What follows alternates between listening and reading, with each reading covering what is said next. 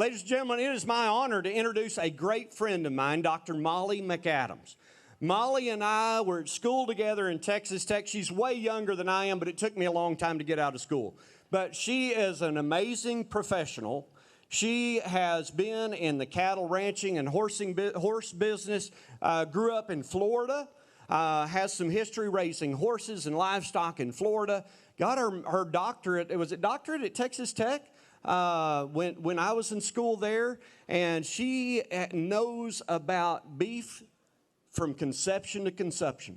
She worked in the beef and meat department for H-E-B grocery stores for several years. She married another great friend of mine, former National Cattlemen's Beef Association president, Jim McAdams.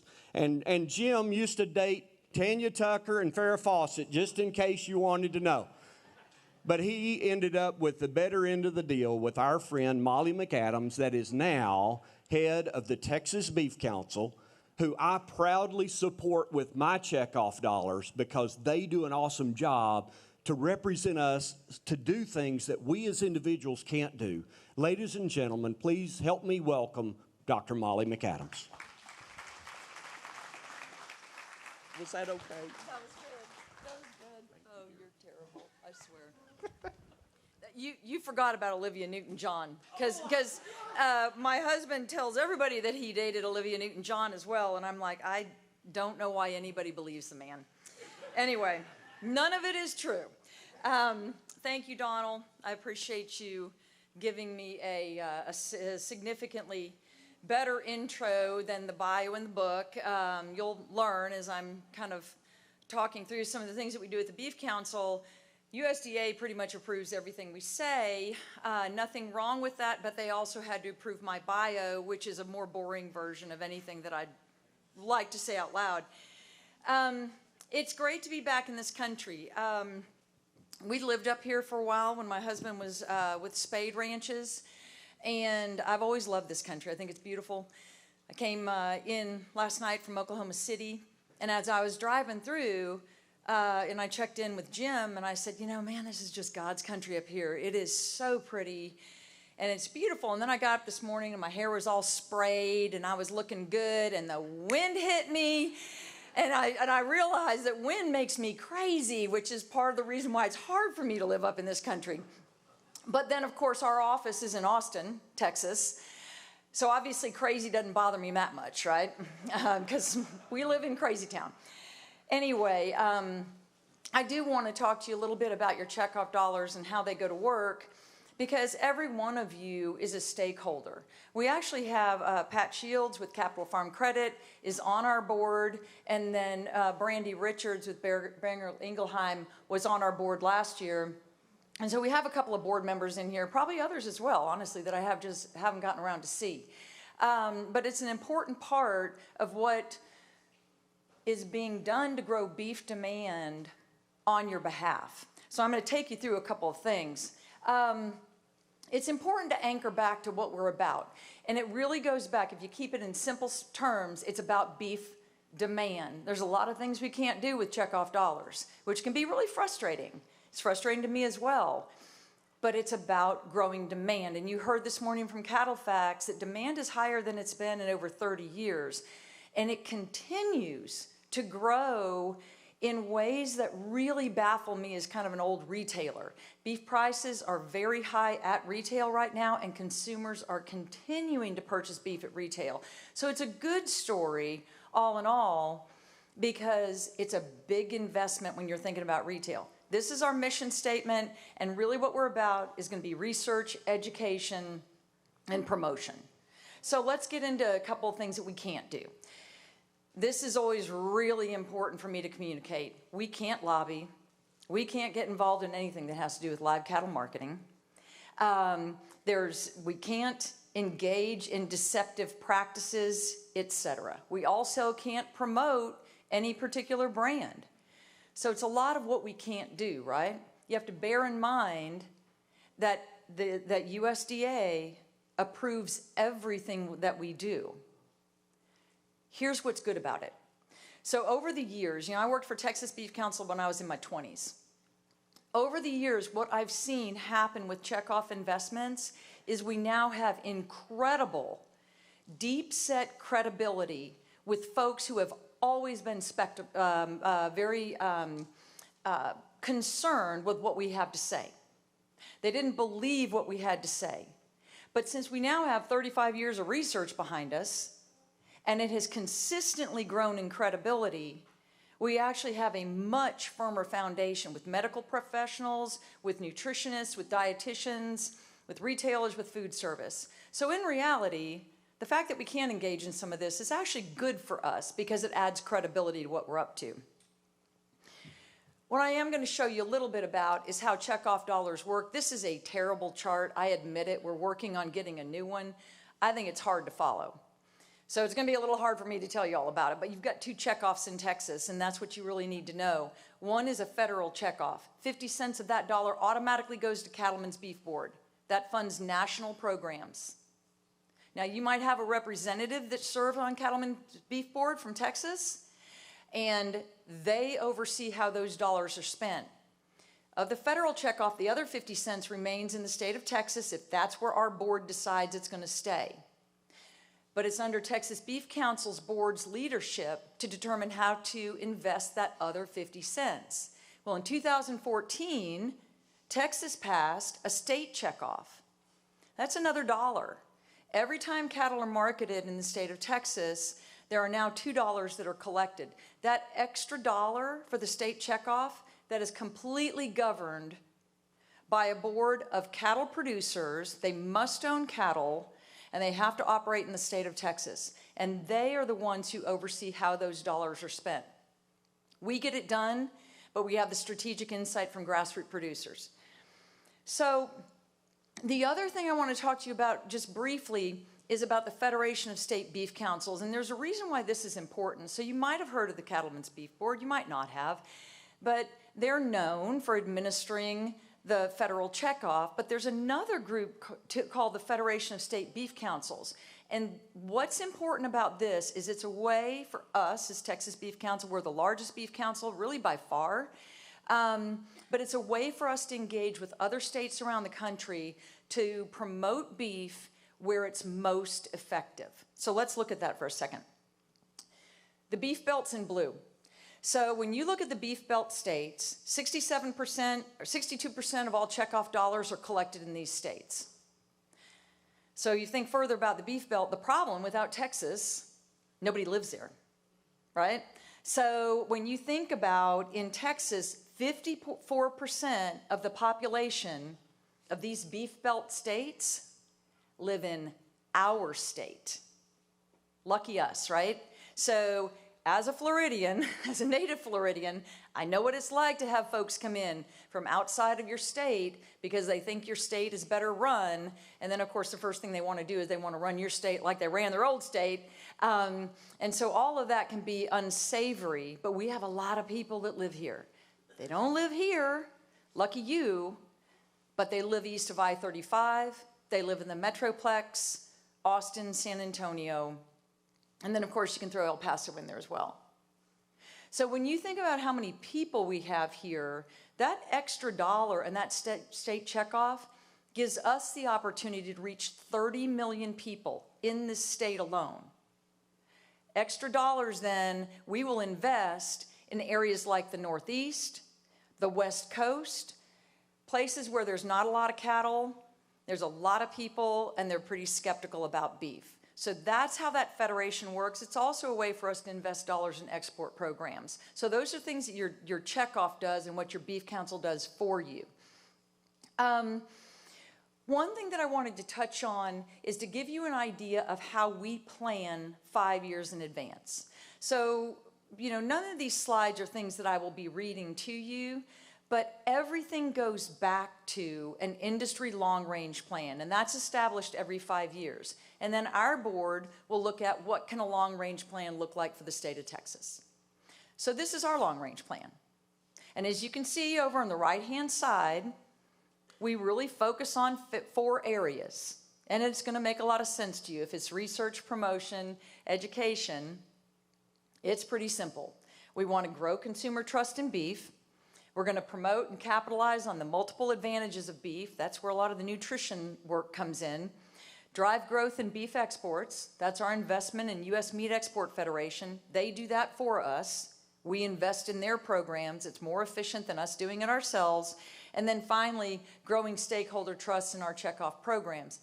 Ultimately, if our job is to grow demand for your product and you don't trust the way that we're doing it, that's a problem. And so we work on that as well, part of the reason I'm here. In particular, though, I'm not going to go through a lot of our programs that we work on because I'm going to tell you how to sign up for Cattle Talk, and you can go to our website and see every dollar that's spent.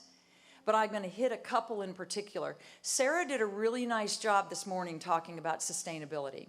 And what was fascinating about the work that, if you understood it, I don't know if you did, some of it I didn't, but what I loved about it is there's this profound investment by industry partners in research about how animals are grown and what food animal production looks like. And I'm going to take off my beef council hat for a second, and I'll put my rancher's wife hat on. I believe, to my core, that animal rights groups, animal rights activists want to see us go out of business permanently. They want to see animal production ceased. Frankly, they don't want you to be able to own a dog, right? So when you think about the dollars and the forces at play, there's always something to pick at about us. And right now, the thing that they love to pick at is sustainability, right? They are picking at us from every possible angle. Well, for the first time, this actually showed up as part of the long-range plan, and I'm going to tell you how we're going to get involved in it. The foundation to everything we do is research. So just as a caveat, I said that I worked for Texas Beef Council in my early 20s. I also work for National Cattlemen's in a research area.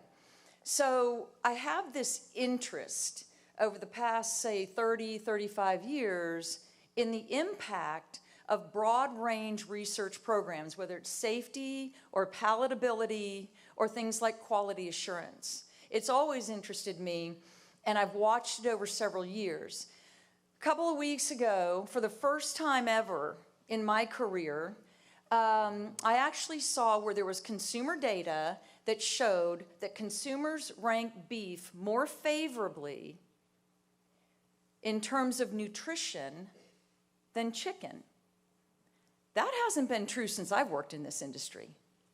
And that's because of research. It's because of research into the quality of our product. It's influencing dietary guidelines.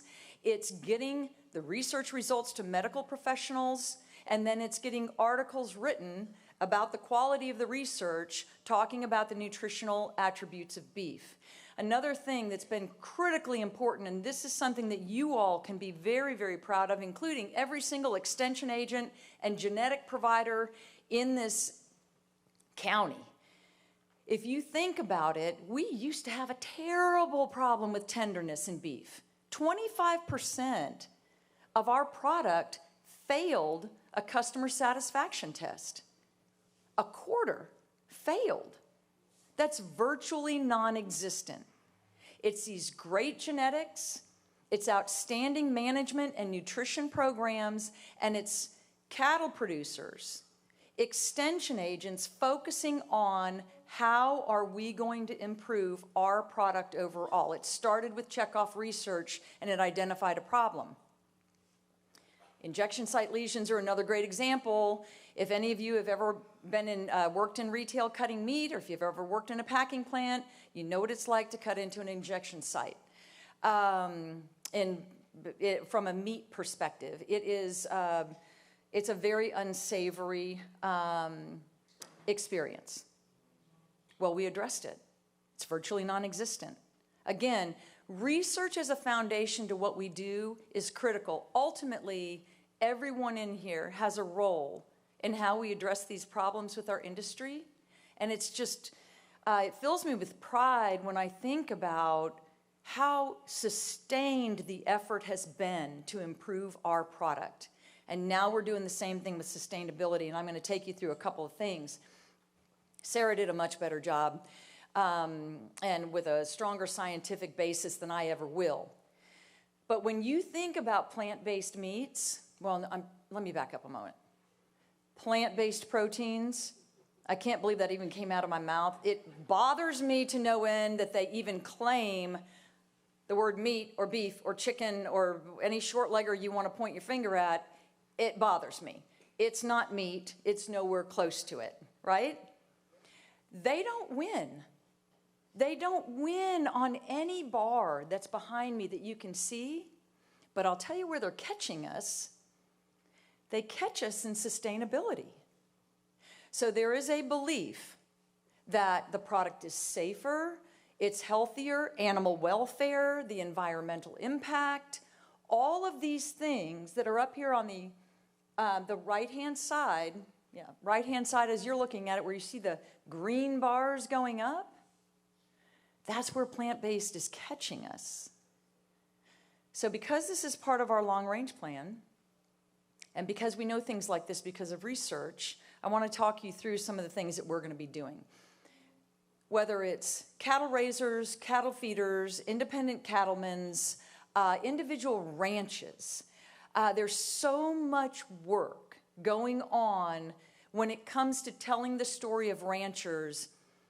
That's not our job. That's not what we need to do. We need to figure out how can we tell the story to consumers, because we're real good at talking to these fickle, capricious, and crazy consumers.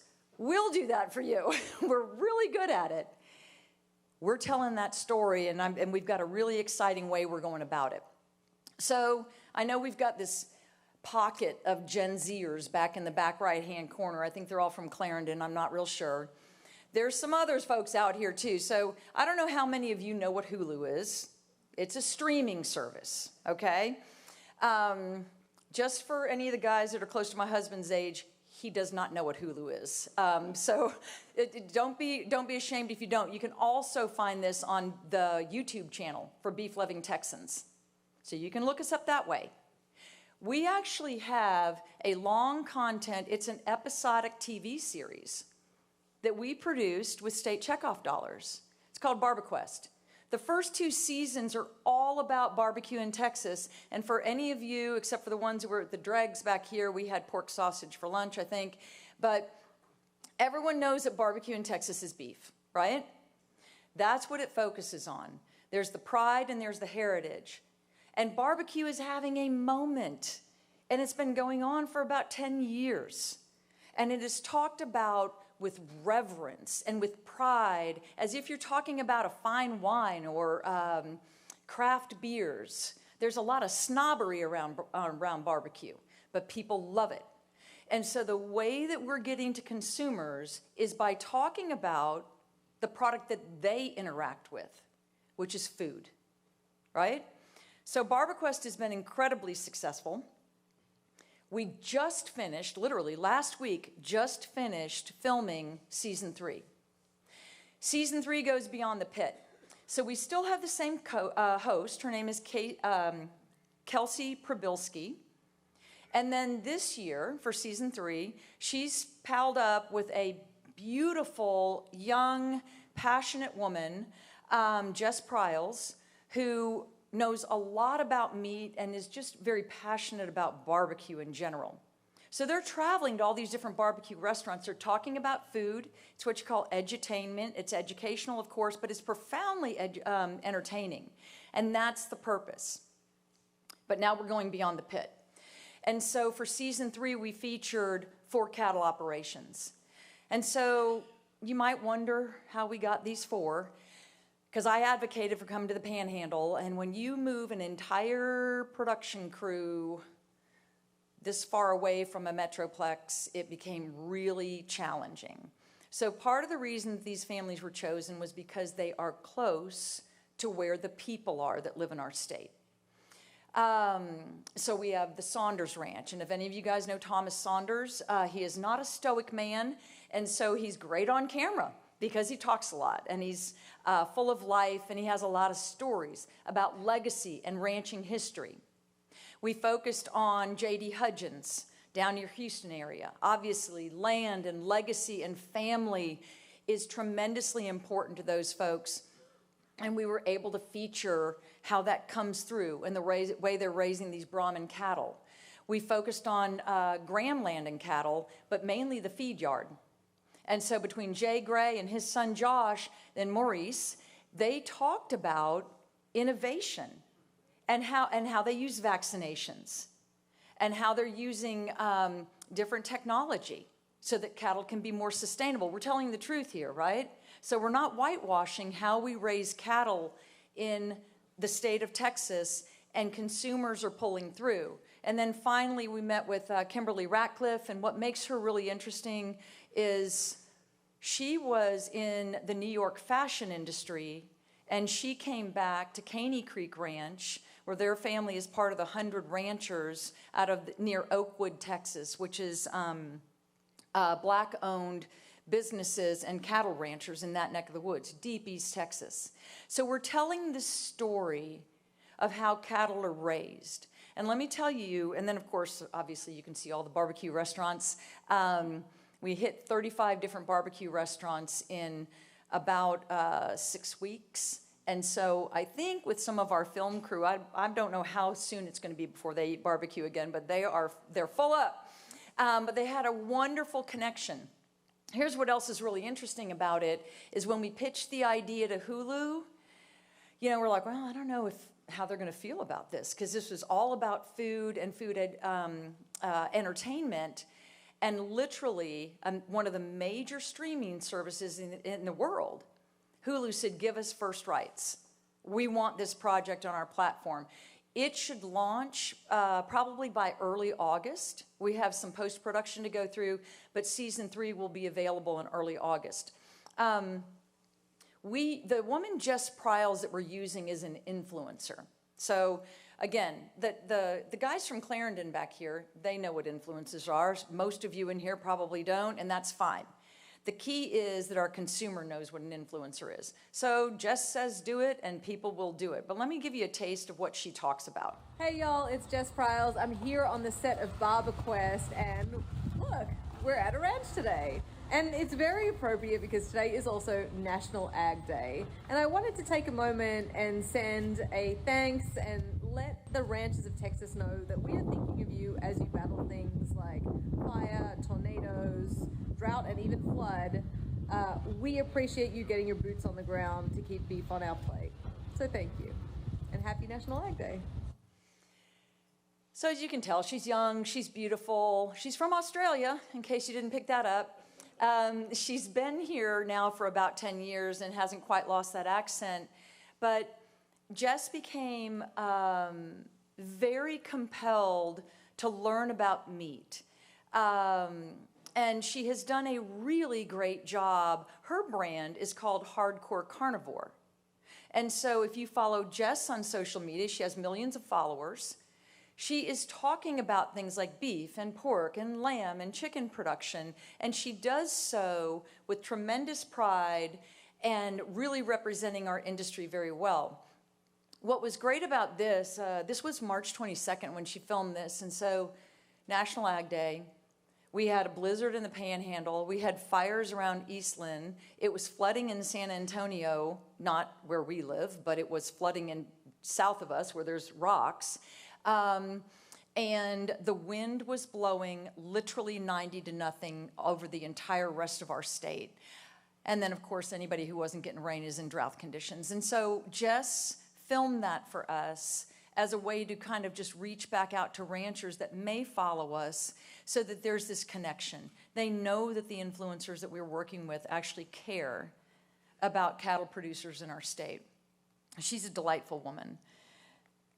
As we keep going, so what I do want you to know is how many people are watching BarberQuest. It's millions. Over 600,000 hours, which is insane to me. I don't really fully understand that, but that is a heck of a lot of barbecue. When you think of all the things that can compete with our program, so whether it's The Crown or Bridgerton, you name it, Scandal, they all compete with BarberQuest. We are on that type of format. and people are choosing BarbeQuest to learn about beef as barbecue in the state of Texas. There's also a tremendous amount of leverage that we get with a program like this because media will pick it up and they share it, which means then there's millions of more impressions, which is incredibly important as you go through and you look at how you measure programs. So I am not going to go through all of this by no means, but here's what I want you all to know. Our consumer lives on this device, right?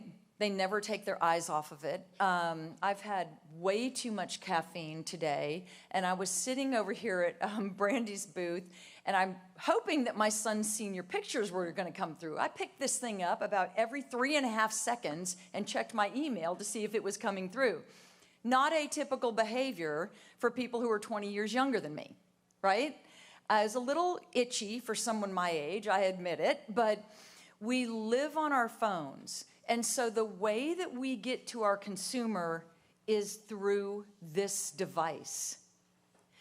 That's changed everything in marketing. It has changed everything. But the good thing about it is it's highly measurable. I know if you clicked on my ad. I know if you interacted with it, if you took it from there and went to beeflovingtexans.com, if you viewed a recipe, if you downloaded the recipe. And when you do that, I actually know something about you, right?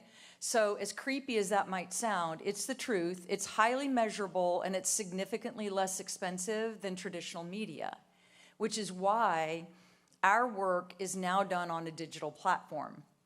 And as you can see, if you look at the numbers in red behind me, we've been rewarded millions and millions and millions of time over. So it's a powerful platform. Now we're really going to get to something that most of you don't know a thing about, and this is called TikTok. So where's my Gen Zers back there? Where's the youngins? Who knows what TikTok is? You got to raise your hand loud and proud because there's going to be like 10 of you. All right? Tucker is giving me a high five over there. Jenny. So I get it. Not a lot of y'all know what it's about. It is now a more powerful platform even for viewing content than Google, which is hard to imagine. So we're on TikTok. It was a little bit reluctant. We got drug in, kicking and screaming. But when your consumers are there, you've got to be there. Jess Pryles is there. So what I'm going to show you is based on this social media app. And this app is all about movement and sound. It's not static. So actually what you see a lot on TikTok is a lot of dancing. Jess isn't going to dance. All right, I need you to stop what you're doing and pay really close attention because you are going to want to know about this appetizer recipe. This is my recipe for Texan sausage rolls. Those sausage rolls are usually an Australian recipe. You know I had to make a Texified version. That's all beef, cheddar, and jalapeno. Then the filling gets wrapped up in this puff pastry that turns golden and crispy when it's in the oven. And the best part about these apps are you can make them in advance and then just bake them when you need it. The other best part, there's never any leftovers because they taste so good. You can find the full recipe at beeflovingtexans.com. So there she is again, cheddar. Love her, but she, at least you can understand her because some of the Aussies I've worked with in my past, I literally had to have them repeat things over and over. But Jess is all over TikTok. And she's promoting beef through recipes that we co-develop with her. We do content creation in our office. The other thing that's great about some of these digital platforms is it used to be that you would go to a studio, you'd book a photographer or a videographer for days, you'd bring a food stylist in. You don't do any of that anymore. We're doing it literally in our office in Austin, Texas. And Jess does a lot of it there as well. And that's what TikTok's all about. When you look at all of our social media platforms, we're on every one. So whether it's Facebook, Pinterest, YouTube, we're out there where the consumers are with information in a way that they want to receive it, all of which we can measure to the most granular detail. I want to talk to you about one other program because this one has been incredibly powerful. Do you remember a moment ago I talked about how beef had finally surpassed chicken in terms of how consumers view the nutritiousness of our product? Part of it has to do with a group like this. We have 4 pharmaceutical reps that contract with us. They were award-winning in human pharmaceuticals, and they meet with family practitioners in Houston, Dallas, and San Antonio. They've been incredibly effective at walking in. They'll bring in water, maybe beef jerky. They talk about our groundbreaking nutrition science. They talk about our nutrition research, peer-reviewed journals that have our data in there. And they get in and they get out very much like a pharmaceutical model. What was interesting is that during COVID, when the regular pharma reps couldn't come in because they couldn't buy dinners and they couldn't do social events, our folks came in because they were bringing water and beef jerky, and the physicians and their teams were exhausted. We have had tremendous success with one-on-ones with doctors, even to the point where I was in San Antonio, I was wearing a mask, and it said, "Beef-loving Texans." And someone said, "Hey, you were just in my office last week." And I was like, I don't think so. I said, "It wasn't me." And they said, "No, it was Beef-loving Texans." I said, "Well, it's probably somebody who works with us. So tell me about it." He was a doctor, and he talked about how this woman came in. And of course, I don't look like any of them, so I don't know what that was all about. I did have a mask on, but nonetheless, how she came in and talked to him about the research about beef. And now they're talking about sustainability. So these folks came to our place, and my husband went through conversations with them about how we vaccinate calves, why we implant calves if and when we do. What does it look like to work with horses as tools, not as pets? We're educating these award winners to speak on your behalf, and that's why physicians now believe that beef is healthier than chicken. So all of this work is finally coming together. It's all based on research. So they actually did have 3,300 touch points just last year alone, and it was a really powerful way to execute the program. You can find all of this in our annual report. Every year, we will have an annual report that is put on texasbeefcheckoff.com. You can find everything you want to about us, including clicking back over to Beef-Loving Texans, which is where you can find Texas-specific recipes.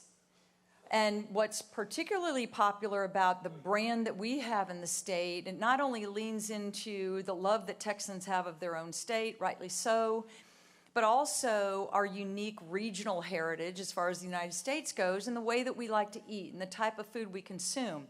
And what's really powerful about our platform, I told you that we could measure all this. What I know is last year we had 74 million individual views. Remember, there's 30 million people in Texas, right?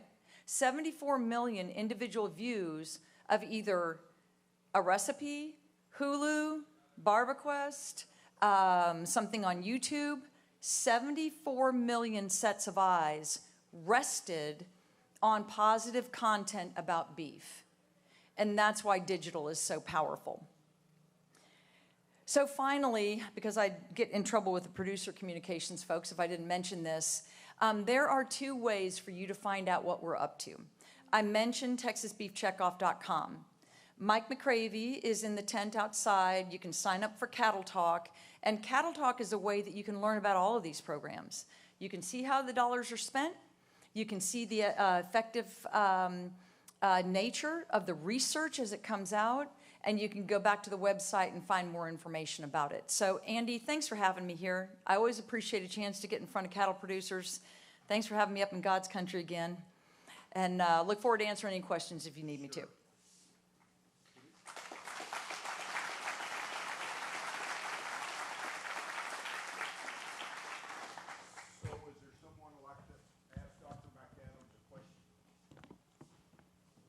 Any questions? No. Yep, got one right here. Got one right here. Yes, sir. What's your favorite beef recipe? Oh, my favorite beef recipe. Oh, man. That's actually a little bit tough. So I've got to say my go-to, I learned this from Tom Perini, if any of y'all know Tom Perini from Perini Ranch. So there is a seasoning called Cavender's. It's a Greek seasoning. HEB carries it. I don't know if United does, but you got to get it. Order it online. It's a go-to, and I'm going to say it's got to be a upper 2/3 choice at least. Ribeye, 1.5 inch thick, Cavendish seasoning, on the grill, medium rare. I don't need to eat anything else if I've got that. That's all I need. Absolutely. Molly, I have a question for you, and that is, you have always surrounded yourself with great people, and your staff with the Texas Beef Council that I'm going to say works for us. Oh, yeah. You guys do an amazing job for us. How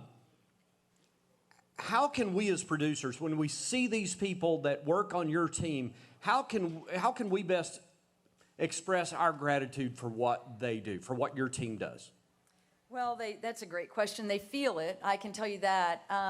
You know, our team, we have the best board of any national board, of any board I've ever worked with or volunteered for.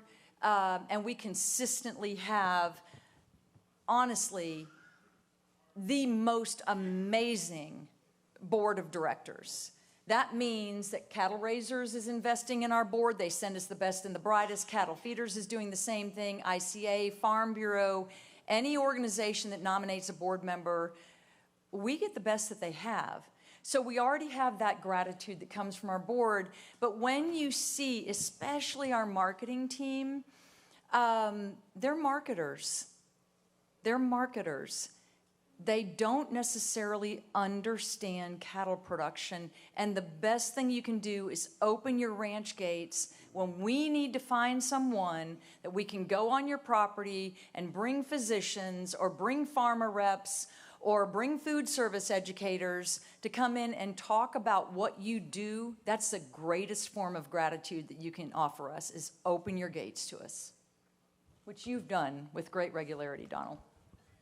So I'd like to just share 1 second about Dr. McAdams. She is absolutely one of the most premier, most knowledgeable people that we've ever had in Texas representing our beef cattle, not just our beef, but our beef cattle. And so, Dr. McAdams, I want to say on behalf of Texas A&M Agrilife Extension, thank you so much for your influence. Thanks for the representation and the marketing you do. Thanks for your leadership, and we are so grateful that you could make the trip. I've got to say this about Molly, and she may not appreciate me saying this. I hope she does. But Tanya and I have an only child and a son who played college football, and her son is getting his football scholarship today. Tomorrow. Yeah. And she really had a hard time deciding whether she needed to miss that or not to be here today, but she chose to. And Molly, that means an awful lot to me and to us. Thank you for your sacrifice and your leadership. You bet, of course. Thank you so much.